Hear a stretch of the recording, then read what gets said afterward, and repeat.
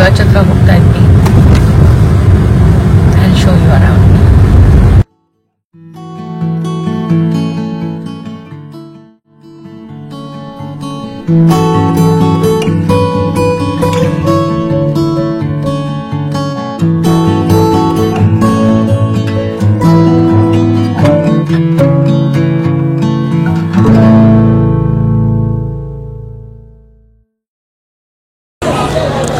ತುಂಬ ದಿವಸದಿಂದ ಇದನ್ನು ಅಂದ್ಕೊತಿದ್ದೆ ಲಿಸನ್ ಟು ಮೀ ಸೀರೀಸಲ್ಲಿ ಮಾಡೋಣ ಅಂತ, ಆದರೆ ಅವಕಾಶ ಸಿಗಲಿಲ್ಲ. ಬಟ್ ಇದಕ್ಕಿಂತ ಒಳ್ಳೆ ಅವಕಾಶ ಬೇರೆ ಏನೂ ಇಲ್ಲ. ಸೊ ಹಾಗಾಗಿ ಇವತ್ತು ನಾನು ಈ ವಿಡಿಯೋನ ರೆಕಾರ್ಡ್ ಮಾಡ್ತಾ ಇದ್ದೀನಿ. ನಾವು ದೇವರ ಹತ್ರ ಈ ಥರ ದೇವಸ್ಥಾನಗಳಿಗೆ ಬಂದಾಗ ಕೆಲವು ದೇವಸ್ಥಾನಗಳು, ಈಗ ನಮ್ಮಲ್ಲಿ ತಿರುಪತಿ ಆಗಿರ್ಬೋದು, ಇಲ್ಲ ನಾವು ಕಾಶಿ ಯಾತ್ರೆ ಮಾಡ್ತೀವಿ, ಎಷ್ಟು ಪಿಲಿಗ್ರಿಮ್ ಪ್ಲೇಸಸ್ಗೆ ನಾವು ಹೋಗ್ತೀವಿ. ನಮ್ಮ ಮನಸ್ಸಲ್ಲಿ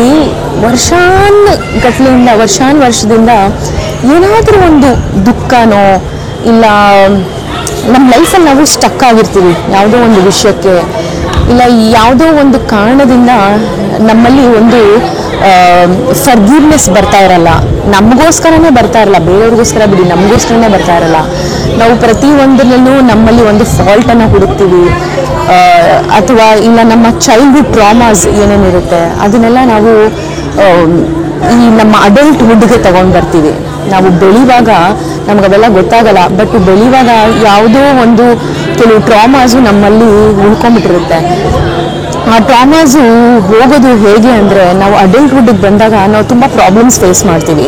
ಆ ಪ್ರಾಬ್ಲಮ್ಸ್ ಫೇಸ್ ಮಾಡಿದಾಗ ನಮಗೆ ಅರ್ಥ ಆಗುತ್ತೆ, ಓ ಇದು ಯಾಕಪ್ಪ ಅಂದರೆ ಪ್ರತಿ ಸಲ ಹಿಂಗೆ ಆಗ್ತಿರುವಾಗ ಯಾಕಪ್ಪ ಈ ಥರ ಆಗ್ತಾ ಇದೆ, ಏನು ಕಾರಣ, ಯಾವುದಕ್ಕೆ ನನಗೆ ಈ ಥರ ಸಫರಿಂಗ್ ಆಗ್ತಾ ಇದೆ, ಎಷ್ಟೇ ಏನೇ ಮಾಡಿದ್ರು ನಾನು ಸಫರ್ ಮಾಡ್ತಾ ಇದ್ದೀನಿ ಅನ್ನೋದು ಒಂದು ನಮ್ಮ ಮನಸ್ಸಿಗೆ ಬಂದೇ ಬರುತ್ತೆ ಅಲ್ವಾ.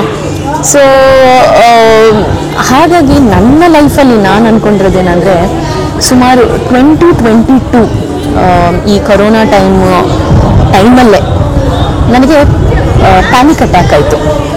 ಪ್ಯಾನಿಕ್ ಅಟ್ಯಾಕ್ ಬಗ್ಗೆ ನೀವು ಬೇಕಿದ್ರೆ ಗೂಗಲ್ ಮಾಡಿ, ಯಾಕಂದರೆ ಈ ವಿಡಿಯೋದಲ್ಲಿ ನಾನು ಎಲ್ಲ ಹೇಳೋದಕ್ಕಾಗಲ್ಲ. ಪ್ಯಾನಿಕ್ ಅಟ್ಯಾಕ್ ಅಂದರೆ ಏನಾಗುತ್ತೆ ಅಂದರೆ, ಒಂದು ಆತಂಕ, ಒಂದು ಭಯ ನಮ್ಮಲ್ಲಿ ಬಂದುಬಿಡುತ್ತೆ. ಅದು ಆ್ಯಕ್ಚುಲಿ ನನಗೆ ಗ್ಯಾಸ್ಟ್ರೈಟಿಸು ಹಾಗೂ ಅಸಿಡಿಟಿಯಿಂದ ಆಯಿತು. ಯಾಕಂದರೆ ನಾನು ತುಂಬ ವರ್ಷಗಳಿಂದ ಒಬ್ಬಳೇ ಇರ್ತಾ ಇದ್ದೆ. ನಮ್ಮ ಮನೆಯವರು ಇದ್ದರು, ಅಫ್ಕೋರ್ಸ್ ಫ್ಯಾಮಿಲಿ ಇದ್ದಾರೆ, ಬಟ್ ನಾನು ಸ್ವಲ್ಪ ದೂರದಲ್ಲಿ ಇರ್ತಾ ಇದ್ದೆ. ಸೊ ಊಟ ತಿಂಡಿ ನಾನು ಅಷ್ಟು ಚೆನ್ನಾಗಿ ಮಾಡ್ತಾ ಇರಲಿಲ್ಲ, ಕರೆಕ್ಟ್ ಟೈಮ್ಗೆ ಊಟ ತಿಂಡಿ ಆಗ್ತಿರ್ಲಿಲ್ಲ.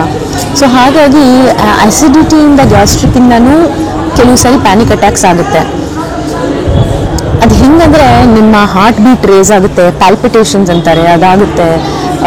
ಈ ಒಂದು ಪಾರ್ಟಲ್ಲಿ ಇದೆಯಲ್ಲ, ಇಲ್ಲಿ ಆ ಹಾರ್ಟ್ ಬೀಟ್ನ ನೀವು ಫೀಲ್ ಮಾಡ್ಬೋದು, ಅಷ್ಟು ಜೋರಾಗಿ ಎದೆ ಬಡಿತಾ ಆಗ್ತಾ ಇರುತ್ತೆ, ಡಬ ಅಂತ ಹೊಡ್ಕೊತಾ ಇರುತ್ತೆ. ಆತಂಕ ಕ್ರಿಯೇಟ್ ಆಗುತ್ತೆ, ಉಸಿರಾಡೋಕ್ಕಾಗಲ್ಲ, ಉಸಿರು ತಗೊಳಕ್ಕೆ ಆಗ್ತಾ ಇರಲ್ಲ, ಅಂದರೆ ಬ್ರೆತ್ಲೆಸ್ನೆಸ್ ಫೀಲ್ ಆಗುತ್ತೆ. ಆ ಥರ ಒಂದು ಪ್ಯಾನಿಕ್ ಅಟ್ಯಾಕ್ ನನಗೆ 2022 ಆಯಿತು. ಆಯಿತಾ, 21 ಆಯಿತು. ಸೊ ಅವಾಗಿಂದ ನಾನು ಒಂಥರ ಹೋಪ್ಸೇ ಇರಲಿಲ್ಲ, ನಾನು ಇದರಿಂದ ಹೊರಗೆ ಬರ್ತೀನಿ. ಏನಾಯಿತು ಅಂದರೆ, ಆ ಪ್ಯಾನಿಕ್ ಅಟ್ಯಾಕ್ ಆದಮೇಲೆ ಸ್ವಲ್ಪ ಮೆಂಟಲಿ ಎಫೆಕ್ಟ್ ಆಗೋದೆ. ನಾನು ಹೇಗೆ ಎಫೆಕ್ಟ್ ಆಗೋದಂದರೆ, ಒಂದು ಆ್ಯಂಗ್ಸೈಟಿ ಡಿಸಾರ್ಡರ್ ನನ್ನಲ್ಲಿ ಕ್ರಿಯೇಟ್ ಆಯಿತು. ನಾನು ಎಂಥ ಹುಡುಗಿ ಅಂದರೆ, ನಾನು ಎಲ್ಲಿ ಬೇಕಾದರೂ ಏನೇ ಮಾಡುವಂಥ ವ್ಯಕ್ತಿ, ನಾನು ಎಲ್ಲೇ ಬೇಕಾದರೂ ಒಬ್ಬಳೇ ಹೋಗಿ ಇರುವಂಥ ವ್ಯಕ್ತಿ, ಒಂದು ಧೈರ್ಯದಿಂದ ನನ್ನ ಲೈಫ್ನ ನಾನು ಸಾಗಿಸಿದ್ದೀನಿ. ಆದರೆ ಎಲ್ಲೋ ಒಂದು ಟೈಮಲ್ಲಿ ಹೇಳ್ತಾರಲ್ಲ, ನಮ್ಮ ಬಾಡಿಗೆ ಹುಷಾರಿಲ್ಲ ಅಂದರೆ ನಮ್ಮ ತಲೆಗೂ ನಮ್ಮ ಬ್ರೈನ್ಗೂ ಹುಷಾರಿಲ್ಲದಿರೋಂಗಾಗುತ್ತೆ. ಸೊ ಅಂಥ ಒಂದು ಸಿಚುವೇಷನಲ್ಲಿ ಆ ಮೊಮೆಂಟಲ್ಲಿ ನನಗದಾಯಿತು, ಆ ಆ್ಯಂಗ್ಸೈಟಿ ಡಿಸಾರ್ಡರ್ ಕ್ರಿಯೇಟ್ ಆಯಿತು ನನ್ನಲ್ಲಿ. ಅದಾದಮೇಲಿಂದ ಒಂಥರ ಡಿಪ್ರೆಸ್ಡ್ ಫೀಲಿಂಗ್ ಆಗ್ತಾಯಿತ್ತು.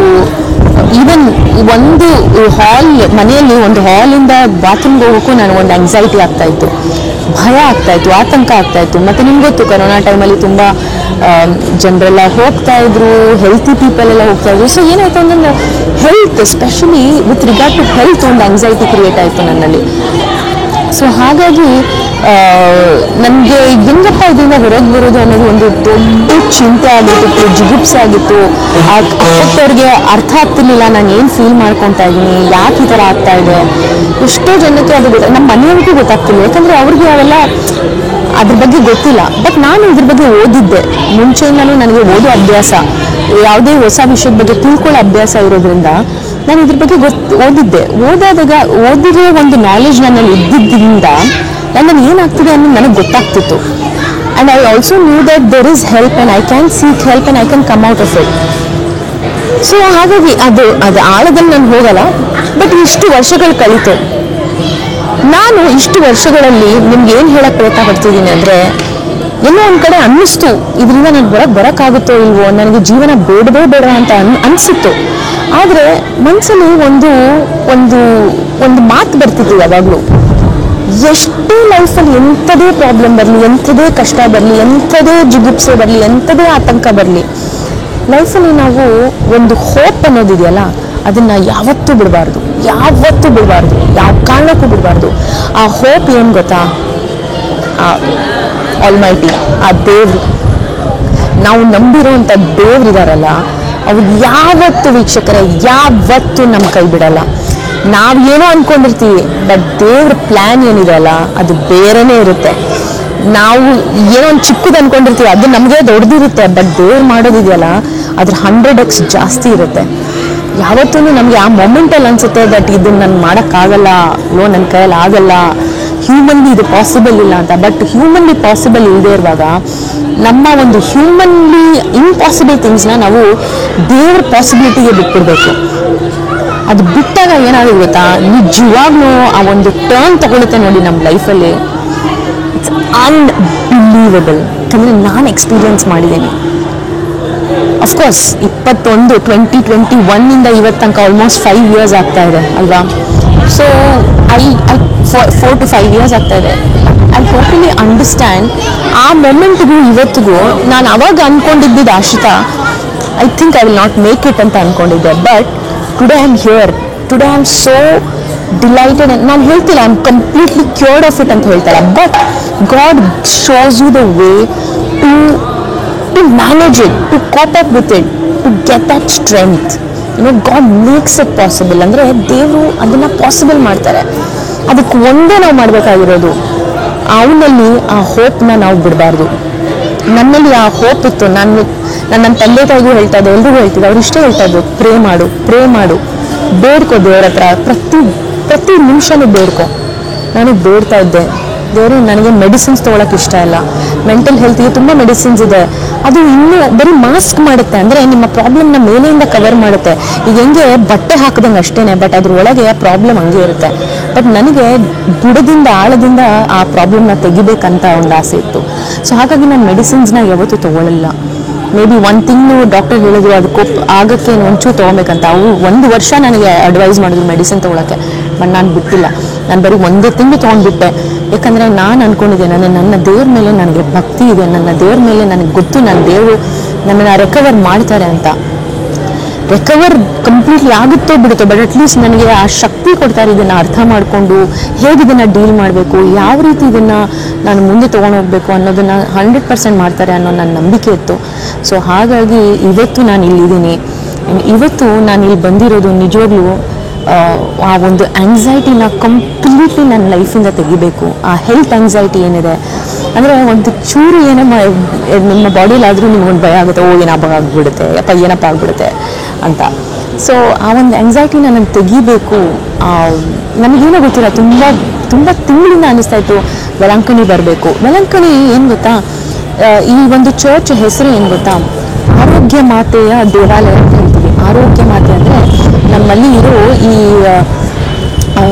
ಇಲ್ನೆಸ್ಸಸ್ಸು, ಸಿಕ್ನೆಸ್ಸಸ್ಸು, ಡಿಸೀಸಸ್ಸು ಏನೇ ಆಗಿರ್ಬೋದು, ಆರೋಗ್ಯ ನಮ್ಮ ಹೆಲ್ತ್ ರಿಲೇಟೆಡ್ ಏನೇ ಆಗಿರ್ಬೋದು, ಅದು ಇಲ್ಲಿ ಬಂದು ನಮಗೆ ಎಲ್ಲೋ ಒಂದು ಕಡೆ ಆ ಕ್ಯೂರ್ ಸಿಗುತ್ತೆ, ಹೀಲಿಂಗ್ ಸಿಗುತ್ತೆ, ಶಕ್ತಿ ಸಿಗುತ್ತೆ, ಕೋಪಪ್ ಮಾಡುವಂಥ ಒಂದು ಶಕ್ತಿ ಕೊಡ್ತಾರೆ. ಸೊ ಅದಕ್ಕೇ ಈ ಒಂದು ಟೈಮ್ ತೊಗೊಂಡು ನಾನು ಇವತ್ತು ಮಾತಾಡ್ತಾ ಇದ್ದೀನಿ. ಆ ಒಂದು ಕಾರಣಕ್ಕೆ ನಾನು ಇವತ್ತಿದ್ದೀನಿ. ನನ್ನ ಬಂದಿದ್ದು ನಾನು ಒಂದು ಆತಂಕ, ಒಂದು ಆ್ಯಂಗ್ಸೈಟಿನ ಕ್ಲಿಯರ್ ಮಾಡೋದಕ್ಕೆ. ಬಟ್ ಇಲ್ಲಿ ಬಂದಿದ ತಕ್ಷಣ ಒಂದು ಕೋಪ ಬಂದ್ಬಿಡ್ತು ನನಗೆ. ಇನ್ನೂ ಸ್ಟ್ರೆಂತ್ ಬಂತು, ಇನ್ನೂ ಒಂದು ಲೈಫ್ ಇನ್ನೂ ಸೂಪರ್ ಆಗುತ್ತೆ, ಇನ್ನೂ ಬೆಟರ್ ಆಗುತ್ತೆ, ನನ್ನ ಈ ಆ್ಯಂಗ್ಸೈಟಿ ಎಲ್ಲ ಹೋಗುತ್ತೆ ಅನ್ನೋ ಒಂದು ಆ ಹೋಪಲ್ಲೇ ಬಂದಿರೋದು ನಾನು. ಆ ಹೋಪು ಇದೆ, ಫೇತ್ ಅಂದರೆ ಕಣ್ಣು ಮುಚ್ಚಿ ನಂಬುವಂಥ ಒಂದು ನಂಬಿಕೆ ನನ್ನಲ್ಲಿದೆ. ಸೊ ಹಾಗಾಗಿ ನಾನು ಇವತ್ತಿಲ್ಲಿ ಬಂದಿದ್ದೀನಿ. ನಾನು ಹೋಗ್ತೀನಿ ಒಳಗೆ, ಇನ್ನೂ ಕೆಲವು ವಿಷಯಗಳನ್ನ ಮಾತಾಡೋಕ್ಕಾದರೆ ನಾನು ಮಾತಾಡ್ತೀನಿ. ಬಟ್ ನಿಜವಾಗ್ಲೂ ಇದು ಧರ್ಮ ಅಲ್ಲ, ಇದು ಧರ್ಮದ ಬಗ್ಗೆ ಅಲ್ಲ. ಇಲ್ಲಿರೋ ಈ ಜಾಗದಲ್ಲಿರೋಂಥ ಶಕ್ತಿ, ಆ ಮೇರಿ ಮಾತೆಯ ಒಂದು ಶಕ್ತಿ, ಆ ಒಂದು ಶಕ್ತಿ ಏನಿದೆಯಾ ಅದನ್ನು ಇಲ್ಲಿ ಅನುಭವಿಸೋಕ್ಕೆ ಎಲ್ಲರೂ ಬರಬೇಕು. ನಾನು ಅದಕ್ಕೆ ಬಂದಿದ್ದೀನಿ. ಐ ಆಮ್ ಶ್ಯೂರ್ ನನಗೆ ಇಲ್ಲಿ ಆ ಶಕ್ತಿ, ನನ್ನಲ್ಲಿ ಒಂದು ಶಕ್ತಿ ಸಿಗುತ್ತೆ ಅಂತ ನಾನು ಆ ಹೋಪಲ್ಲಿ, ಆ ಫೇತಲ್ಲೇ ಬಂದಿರೋದು. ಅದಾಗೇ ಆಗುತ್ತೆ ಅಂತ ನಂಗೆ ಚೆನ್ನಾಗಿ ಗೊತ್ತು.